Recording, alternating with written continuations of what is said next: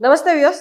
Back pain, వెన్ను నొప్పికి, neck pain, మెడ నొప్పికి కారణాలు ఇవాళ మనం మాట్లాడుకుందాం. మనం ఇప్పుడు దాకా అనుకుంటున్న ఏవైతే పనులు, ఎక్సర్సైజ్లు ఉన్నాయో అవే కారణమా, లేకపోతే వాటి వెనకాల నిజాలు వేరే ఉన్నాయి అన్నది ఇవాళ మనం మాట్లాడదాం డాక్టర్ సుధీర్ దాదా గారితో.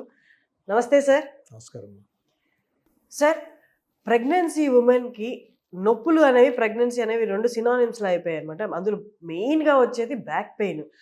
అది పోస్ట్ ప్రెగ్నెన్సీ తర్వాత కూడా అలాగే కంటిన్యూ అయిపోయి పాపం వాళ్ళు రోజువారీ పనులు చేసుకోవడానికి కూడా చాలా ఇబ్బందిగా అయిపోయింది. అందులో బేబీ ఉన్నప్పుడు ఇంకా ఇబ్బంది.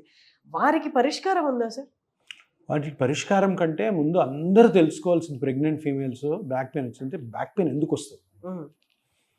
ప్రెగ్నెన్సీ అంతా 20-25 ఇయర్స్లోనే ప్రెగ్నెన్సీలు 30 లోపల అయిపోతాయి కదా. అప్పుడు బేబీ పొట్టలో ఉన్నప్పుడు సర్లేదు బ్యాక్ పెయిన్ వస్తుంది, ఓకే. అయిపోయిన తర్వాత వస్తుంది బ్యాక్ పెయిన్. అవును. ఎందుకు వస్తుంది? యంగ్ బాడీ, మజిల్స్ అన్నీ బాగా స్ట్రెంగ్త్తో ఉంటాయి, లిగమెంట్స్ అన్నీ బాగుంటాయి, ఎందుకు వస్తుంది బ్యాక్ పెయిన్? సరే 60 ఇయర్స్ 70 ఇయర్స్ అంటే అరిగిపోయి ఉంటాయి కాబట్టి వస్తుంది. ఈ ప్రెగ్నెన్సీ తర్వాత వచ్చే నొప్పి అనేది పెద్ద బర్నింగ్ టాపిక్. వరల్డ్ మొత్తం 90% ఆఫ్ ద పెయిన్స్ ప్రెగ్నెన్సీ తర్వాత రాంగ్ వేలో ట్రీట్ అవుతున్నాయి. కొంతమందికి ఈ ప్రెగ్నెన్సీ తరువాత వచ్చిన నొప్పి యంగ్ ఏజ్లోనే మేజర్ సర్జరీస్కి వెళ్ళి ఆ సర్జరీస్ వల్ల కాంప్లికేషన్స్, నొప్పి తగ్గకపోవడము, సైకలాజికల్గా దెబ్బతిండము. ప్రెగ్నెన్సీ అంటేనే, పోస్ట్ ప్రెగ్నెన్సీ అంటేనే కొంచెం సైకోటిక్ బిహేవియర్ ఉంటుంది. ఎందుకంటే బేబీ వచ్చేస్తుంది, బేబీ ఎట్లా రెస్పాన్సిబుల్ మనం చూసుకోవాలి ఎన్ని సంవత్సరాలు అన్నది. దాంతో ఈ బ్యాక్ పెయిన్ రావడం అన్నది చాలా చాలా భయంకరమైన సిచ్యువేషను. దీనికి మేజర్ రీజను చాలామంది డాక్టర్లకి తెలియదు. ఆ తెలియక రాంగ్ డైరెక్షన్లో పోతుంటారు. మేజర్గా మనకి ప్రెగ్నెన్సీ తర్వాత నొప్పి ఎందుకు వస్తుందంటే బ్యాక్ పెయిన్, ఇప్పుడు ఇది పెల్విస్ కనపడుతుంది కదా, ఇది పెల్విస్, దీంట్లో బేబీ ఉంటుంది, ఓకే. దీంట్లో బేబీ ఉండాలంటే ఇదేమవ్వాలి? పెద్దగా అవ్వాలి. ఇది పెల్విస్ పెద్దగా అయితే బేబీ లోపల ఉండి ఒక 300 గ్రాముల నుంచి పెరిగి పెరిగి పెరిగి 3 కేజీలు 4 కేజీలు 5 కేజీలు బేబీ అవుతుంది. అయినప్పుడు ఏమవ్వాలా? ఈ వెనకాల ఉన్న లిగమెంట్స్ స్ట్రెచ్ అవ్వాలి. ఈ లిగమెంట్స్ స్ట్రెచ్ అయినప్పుడు బేబీ వెయిట్ పెరుగుతున్న అకామిడేట్ అవుతుంది. ఇప్పుడు డెలివరీ అయిపోయింది, సో అయిపోయినప్పుడు ఇంత స్పేస్ అవసరం లేదు. ఆటోమేటిక్గా న్యాచురల్గా ఈ రెండు ఎముకలు దగ్గరికి వస్తాయి. ఆ స్ట్రెచ్ అయిన లిగమెంట్స్ మళ్ళీ కరెక్ట్గా కానీ దగ్గరికి రాలేదు అనుకోండి, ఆ లిగమెంట్స్ నుంచి పెయిన్ వస్తుంది. సో ఇప్పుడు ఇది ఈ రెండు ఈ లైన్స్ కనపడుతున్నాయి కదా, ఈ జాయింట్ దాని చుట్టూ ఉన్న లిగమెంట్స్ స్ట్రెచ్ అవ్వడం వల్ల బేబీ అకామిడేట్ అవుతుంది.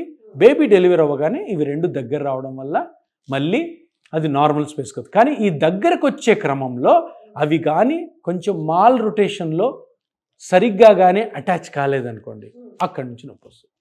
అప్పుడు ఈ బ్యాక్లో పెయిన్ వస్తుంది. దీన్ని ఎస్ఐ జాయింట్ పెయిన్ అంటారు. సేక్రమ్, ఇది సేక్రమ్ బోను, ఇది ilium, sacroiliac joint pain.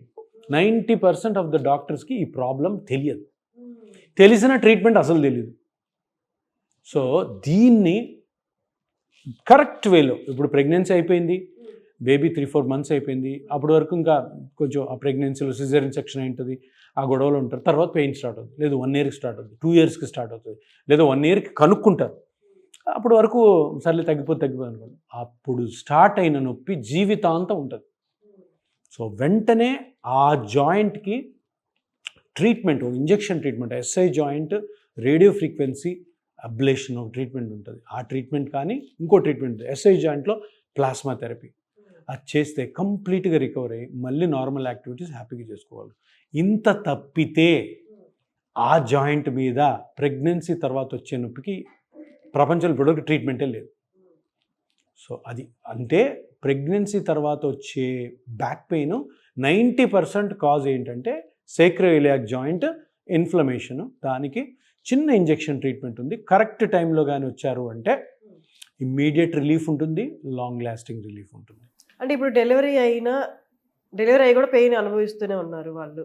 అంటే డెలివరీ అయినా ఎన్నో మందికి మిమ్మల్ని వచ్చి కన్సల్ట్ అవ్వచ్చు. ఎప్పుడు నొప్పి ఎక్కువ ఉంటే అప్పుడు రావడం, ఓకే, ప్రాబ్లం ఏం లేదు, ఎప్పుడైనా తీసుకోవచ్చు. పెయిన్తో ఏ మనిషి కూడా జీవించకూడదు. 1 రోజు 2 రోజులు, వారం తర్వాత నొప్పి వస్తుందంటే ఫస్ట్ మీకు డౌట్ రావాలా, ఏదో ప్రాబ్లం ఉంది.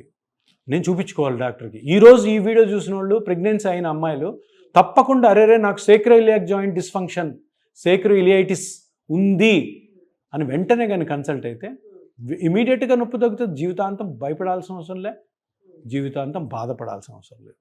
సో చూస్తున్నారు కదా అండి, 95% మందికి ఈ కైండ్ ఆఫ్ సిమ్టమ్స్ ఉన్నాయి, పెయిన్స్ ఉన్నాయి. దీన్ని ప్రొలాంగ్డ్ చేసి దాన్ని తీవ్ర స్థాయికి తీసుకెళ్లకుండా సరైన టైంలో డాక్టర్ని కన్సల్ట్ అయితే చిన్నపాటి ఒక ఇంజెక్షన్తో మన నొప్పులు అన్నీ తీరిపోతాయి. సో మీరు ఎవరైనా కాంటాక్ట్ చేయాలి అనుకుంటే, డాక్టర్ గారి కన్సల్టేషన్ కావాలి అనుకుంటే కింద స్క్రోల్ అవుతున్న నెంబర్స్ కాల్ చేసి డాక్టర్ అపాయింట్మెంట్ తీసుకొని మీరు పర్సనల్గా వచ్చి మీ ప్రాబ్లమ్స్ ఈ డాక్టర్ గారితో తెలిపి సరైన పరిష్కారం మీరు పొందొచ్చు. Thank you sir.